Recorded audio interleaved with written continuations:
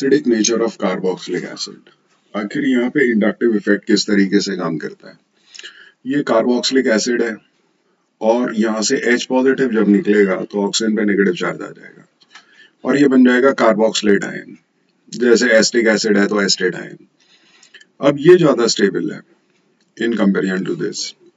अगर ये ज्यादा स्टेबल है तो तुरंत ये इसमें कन्वर्ट होगा और रिलीज क्या कर देगा, H पॉजिटिव आयन। और जो एसिडिक नेचर होता है वो डायरेक्टली प्रोपोर्शनल होता है किसके, H पॉजिटिव कंसेंट्रेशन के। तो ये चीज यहाँ पे ध्यान रखनी है कि एसिडिक नेचर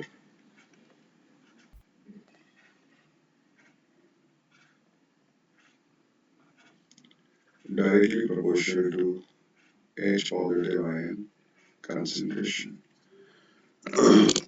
अब इनमें से सबसे ज्यादा H पॉजिटिव कौन रिलीज करेगा और फॉर्मेट आयन में कन्वर्ट हो रहा है।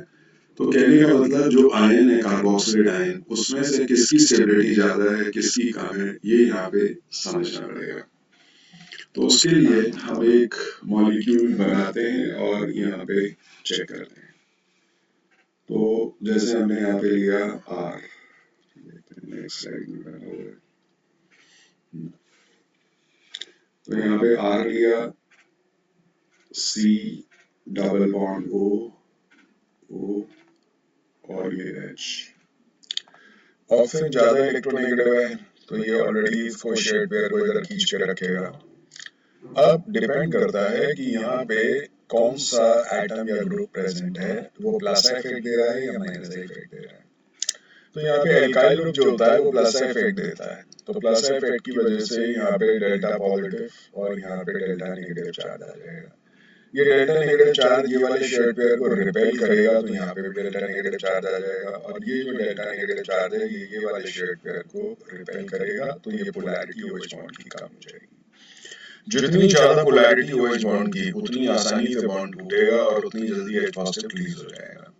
तो प्लस इफेक्ट से OH बॉन्ड की पोलैरिटी डिक्रीज हो रही है, तो डिक्रीज होने की वजह से यहाँ पे क्या होगा, यहाँ पे आपका OH बॉन्ड की पोलैरिटी कम होगी तो एसिडिक नेचर कम हो जाएगा क्योंकि release of H positive ion कम हो जाएगा।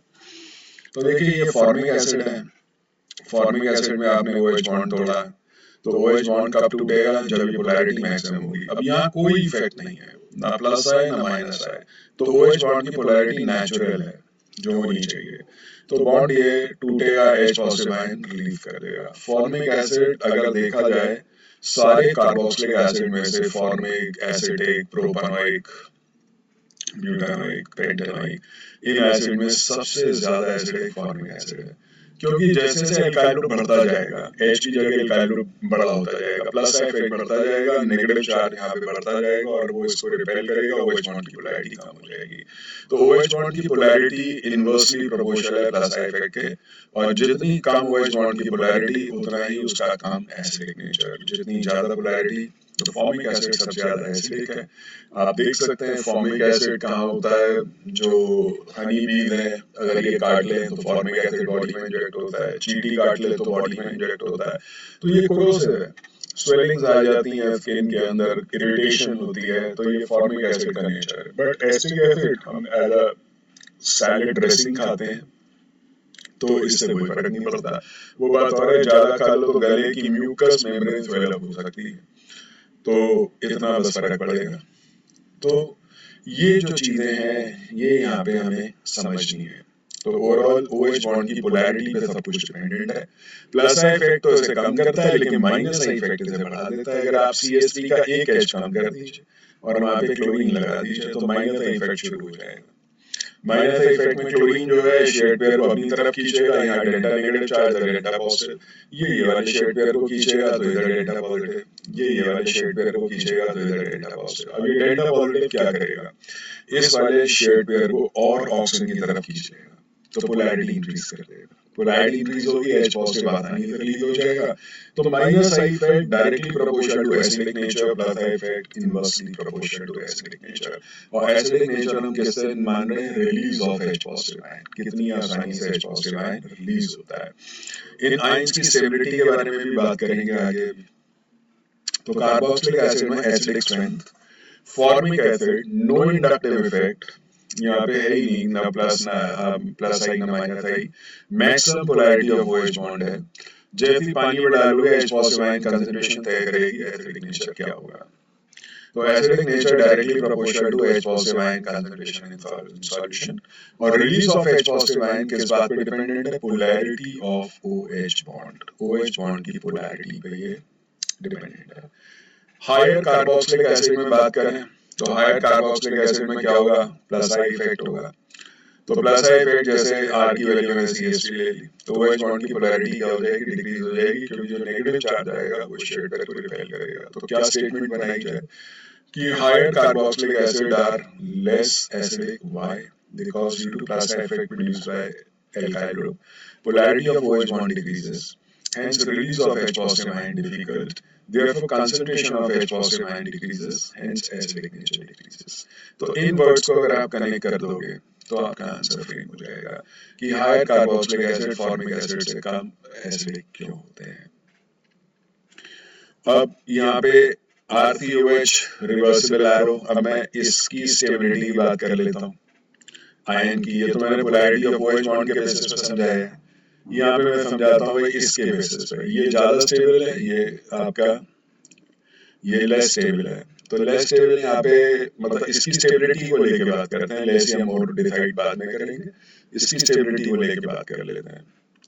तो एसिडिक नेचर यहाँ पे अगर प्लस आई इफेक्ट हो रहा है, अगर प्लस आई इफेक्ट हो रहा है तो ये ज्यादा स्टेबल है molecular form in comparison to ionic form, carboxylic ion के प्लस आई इफेक्ट में। तो प्लस आई इफेक्ट में ऐसा क्या हो रहा है, जैसे ही प्लस आई इफेक्ट हुआ है यहाँ पे इधर positive charge electron density carbon पे इंक्रीज हो गई, इसने क्या किया शेड पेयर को और पुश कर दिया दूसरी तरफ, रिपेल कर दिया, तो यहाँ पे इलेक्ट्रॉन डेंसिटी ऑक्सीजन एटम पे इंक्रीज हो गई। अब यहाँ पे बात समझने वाली ये है कि आयन पे जितना ज्यादा चार्ज होता है उतनी ज्यादा उसकी रिएक्टिविटी होती है, क्योंकि जितना ज्यादा charge negative charge already oxygen में था और आपने बढ़ा दिया तो क्या होगा, जो भी पॉजिटिव चार्ज जो अटैकिंग रिएजेंट होगा आसानी से अटैक कर देगा। तो reactivity of ion directly proportional to charge present on ion. तो जितना ज्यादा चार्ज, अब चार्ज तो बढ़ गया, नेगेटिव पॉजिटिव आया होता तो न्यूट्रलाइज हो जाता, लेकिन नेगेटिव आया तो ये तो सरप्लस हो गया। सरप्लस हो गया तो H पॉजिटिव जो भी पॉजिटिवली चार्ज स्पीशी होगी सॉल्यूशन में वो अटैक कर देगी। अब पॉजिटिवली चार्ज स्पीशी क्या है, H positive, H positive release हुआ था वही वापस अटैक कर देगा, रिएक्शन पीछे की तरफ चल पड़ेगी, ये बन जाएगा। तो ये कम स्टेबल है और ये ज्यादा स्टेबल है, तो रिएक्शन में backward rate greater than forward rate है। अगर देखा जाए यहाँ पे backward rate greater than forward rate है, H पॉजिटिव कंसंट्रेशन क्या हो जाएगी, कम। चलिए फ्रेम करते हैं आंसर। अच्छा ये बात ध्यान रखिएगा, रिएक्टिविटी और स्टेबिलिटी एक दूसरे के इनवर्स में होते हैं। तो due to plus I effect produced by alkyl group, electron density on oxygen atom of carboxylic ion increases. तो ऑक्सीजन जो कार्बोक्सिलिक आयन है इसका जो ऑक्सीजन एटम है उस पर इलेक्ट्रॉन डेंसिटी इंक्रीज हो गई आपकी। देयरफॉर जब ये आपका बढ़ जाएगा, स्टेबिलिटी यहाँ पे क्या हो जाएगी, डिक्रीज हो जाएगी इलेक्ट्रॉन डेंसिटी बढ़ने से। तो बैकवर्ड रिएक्शन यहाँ पे आपका क्या होगा, फेवर हो जाएगा। स्टेबिलिटी क्यों डिक्रीज हो गई, क्योंकि रिएक्टिव हो गया, रिएक्टिविटी बढ़ गई, रिएक्टिविटी चार्ज के डायरेक्टली प्रोपोर्शनल है, रिएक्टिविटी बढ़ेगी तो स्टेबिलिटी कम हो जाएगी। बैकवर्ड रिएक्शन आपका फेवर हो जाएगा, बैकवर्ड रिएक्शन फेवर हुआ तो H पॉजिटिव कंसंट्रेशन डिक्रीज हो जाएगी, हेंस एसिडिक नेचर डिक्रीज हो जाएगा, because acidic nature directly proportional to H positive ion concentration. तो इस तरह से हम आयन के बेसिस पे भी जवाब दे सकते हैं, हम चाहें तो OH बॉन्ड की पोलैरिटी के बेसिस पे भी जवाब दे सकते हैं।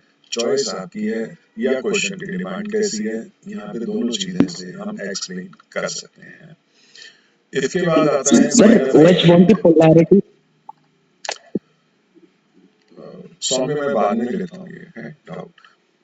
माइनस इफेक्ट क्लोरोएसिटिक एसिड अगर हम यहाँ पे लेते हैं तो क्लोरीन जो है ये यहाँ पे शेड पेयर को अपनी तरफ खींचेगा। अभी तक मैं बात कर रहा था प्लस आई इफेक्ट की, तो प्लस आई इफेक्ट में जब माइनस आई इफेक्ट यहाँ पे चल रहा है तो माइनस आई इफेक्ट की वजह से क्या होगा, शेड पेयर इलेक्ट्रॉन डेंसिटी यहाँ पे क्लोरीन पे बढ़ जाएगी, डेल्टा पॉजिटिव चार्ज आ जाएगा यहाँ पे।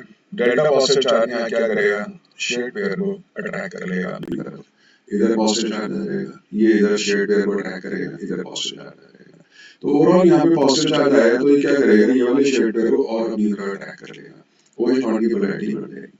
तो अगर आप पोलैरिटी ऑफ OH बॉन्ड के बेसिस पे जवाब देते हैं तो माइनस का इफेक्ट के बेसिस पे polarity of OH bond increase हो रही है, जिसकी वजह से बॉन्ड वीक हो गया, जल्दी टूटेगा, तो release of H positive ion favour हो जाएगा, concentration of H positive ion solution में बढ़ जाएगी और एसिडिक नेचर आपका बढ़ जाएगा। तो आप इस बेसिस पे जवाब दे दीजिए मॉलिक्यूल के अंदर OH बॉन्ड की पोलैरिटी जितनी ज्यादा उतना ज्यादा है एसिडिक नेचर। तो माइनस इफेक्ट की वजह से एसिडिक नेचर बढ़ रहा है और प्लस इफेक्ट की वजह से एसिडिक नेचर आपका कम हो रहा है। यहाँ पे अगर मैं आयन की स्टेबिलिटी के बारे में बात करूं, यहाँ तो मैंने मॉलिक्यूल के OH बॉन्ड की पोलैरिटी की बात की है, बट अगर मैं आयन की यहाँ पे बात करता हूँ तो यहाँ पे समझिए ये लेस स्टेबल है, ये मोर स्टेबल है। क्यों? रीजन ये है कि यहाँ पे माइनस का इफेक्ट हुआ तो यहाँ पे डेल्टा नेगेटिव चार्ज आ गया, यहाँ पे डेल्टा पॉजिटिव क्या करेगा, ये शेड पे इस तरफ खिंच जाएगा, अट्रैक्ट हो जाएगा, तो इधर डेल्टा पॉजिटिव आ गया, ये शेड पे इधर खिंच जाएगा, डेल्टा पॉजिटिव आ गया। अब ये पॉजिटिव चार्ज नेगेटिव चार्ज के मैग्नीट्यूड को क्या करेगा, काम कर देगा। पीछे क्या हो रहा था, उल्टा हो रहा था, पीछे नेगेटिव चार्ज आ रहा था प्लस इफेक्ट की वजह से, तो ये जो नेगेटिव चार्ज था ये और इंक्रीज हो गया।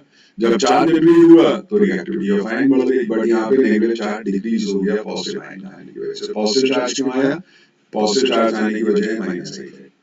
So due to minus effect, electron density on oxygen atom of carboxyl ion decreases. Decrease होगी तो यहाँ पे stability of ion increase होगी, क्योंकि चार्ज आपका कम हो गया। चार्ज कम होगा तो रिएक्टिविटी कम हो जाएगी, स्टेबिलिटी बढ़ जाएगी। स्टेबिलिटी इसकी ज्यादा है तो ये रिएक्शन क्या हुआ, आगे की तरफ भागेगा। Forward rate will be greater than backward rate, forward rate will be greater than backward rate, तो H पॉजिटिव आयन जो है वो वहां पे रिलीज हो जाएगा आपका। H पॉजिटिव आयन की कंसंट्रेशन बढ़ेगी तो एसिडिक नेचर आपका बढ़ जाएगा। तो अभी तक जो भी हमने पढ़ा उसके अंदर या तो आप स्टेबिलिटी ऑफ आयन वाली बात को समझाइए या फिर आप OH बॉन्ड की पोलैरिटी को समझाइए माइनस इफेक्ट में।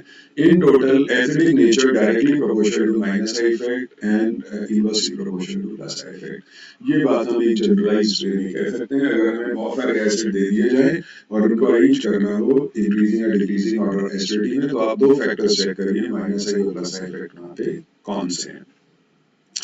अब क्वेश्चंस जो आते हैं वो थोड़े से उनकी लैंग्वेज बदलती है। ये अभी आपने आयनिक इक्विलिब्रियम में भी समझा है। तो आयनिक इक्विलिब्रियम में ऐसे बताते हैं कि एसिड जो भी है एसिड, चाहे ऑर्गेनिक हो इनऑर्गेनिक हो, फर्क नहीं पड़ता। एक एनाइन बनेगा, इसको आप ए नेगेटिव मान लीजिए और इसको आप H पॉजिटिव। ए नेगेटिव कुछ भी हो सकता है, Cl negative, Cn negative, Br negative, कोई भी एसिड का नहीं। डिसोसिएशन कांस्टेंट अगर आप K कैलकुलेट करते हो तो प्रोडक्ट की कंसंट्रेशन डिवाइडेड बाय रिएक्टेंट, तो ये हो गया आपका डिसोसिएशन कांस्टेंट ऑफ एसिड। अब देखा जाए तो K डायरेक्टली प्रोपोर्शनल किसके, H पॉजिटिव कंसंट्रेशन के, और H positive concentration directly proportional किसके, एसिडिक नेचर। अगर आपको 3-4 एसिड दे दिए जाएं और सबकी K की वैल्यू बता दी जाए तो greater the value of K more will be the acidic nature. तो आप उन्हें अरेंज कर सकते हैं इंक्रीजिंग या decreasing order of acidic nature.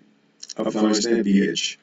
PH क्या होता है, पीएच होता है कि pH is equal to minus log H positive. Minus sign हटाओगे तो log 1 by H पॉजिटिव हो जाएगा। इससे समझ में आया कि pH और H पॉजिटिव आयन की कंसंट्रेशन इनवर्स में वैरी करती है। तो अगर H पॉजिटिव एसिडिक नेचर जिसका ज्यादा होगा उसका pH कम होने वाला है, तो pH और H पॉजिटिव आपके इनवर्स में रिलेटेड है। अब आता है पीके। अब पीके बिल्कुल पीएच की तरह है। ये के आपको बताइए क्या होता है, डिसोसिएशन कांस्टेंट ऑफ एसिड। तो पीके आपको निकालना है तो के की जो वैल्यू है उसका नेगेटिव लॉग ले लीजिए। जैसे H पॉजिटिव कंसंट्रेशन का नेगेटिव लॉग आपने लिया तो पीएच आ गया, ऐसे ही पीके का माइनस लॉग के आप लेंगे तो ये आपका पीके आ जाएगा। तो ये फॉर्मूला आपको आयनिक इक्विलिब्रियम में पढ़ाया जाता है। लॉग माइनस साइन हटाएंगे, log 1 by k लिख देंगे। दैट मींस कि pK इनवर्सली प्रोपोर्शनल है k के, और k डायरेक्टली प्रोपोर्शनल किसके, H पॉजिटिव कंसंट्रेशन के, और H positive concentration directly proportional किसके है, एसिडिक नेचर के। तो यहाँ पे ये लाइन बड़ी इंपॉर्टेंट हो जाती है, that pK inversely proportional to k, directly proportional to H positive concentration और inversely proportional to acidic nature. तो प्लस और माइनस का इफेक्ट तो हम पढ़ चुके हैं, लेकिन अब इसमें ये सब पढ़ने का क्या फायदा, इसको यहाँ पे क्यों पढ़ा गया, अब इसके बारे में समझिए। यहाँ पे क्या है, क्वेश्चन ऐसे आते हैं जैसे explain why formic acid is more acidic then acetic acid. चलिए क्वेश्चन बड़ा सिंपल है, समझ में आ गया। अब इसी क्वेश्चन को अगर मुझे के के टर्म्स में पूछना है तो मैं ऐसे पूछूंगा, एक्सप्लेन व्हाई वैल्यू ऑफ के of formic acid is greater than acetic acid. Directly मैं यही पूछा यार हम बोल रहे हैं, लेकिन मैंने के के टर्म से पूछ लिया। और अगर मैं इसको पीके के टर्म से पूछूंगा तो ये पूछूंगा explain why pK value of formic acid is lower than that of acetic acid, क्योंकि K is inversely proportional to pK. जिसका पीके कम है, के ज्यादा है, वो आपका ज्यादा एसिडिक है। तो पीके और पीएच लगभग डायरेक्टली प्रोपोर्शनल होते हैं, क्योंकि पीएच भी inversely proportional to H positive है, पीके भी inversely proportional to H positive है।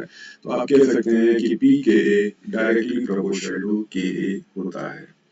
अगर यहाँ पे इसमें एक और लाइन ऐड की जाए तो इनवर्सली प्रोपोर्शनल टू, यहाँ पे आप पीएच बोल सकते हैं। तो inversely proportional to 1 upon pH आप यहाँ पे लिख सकते हैं। सो ये इम्पोर्टेंट है, ये आपको पूरी टर्मिनोलॉजी आनी चाहिए।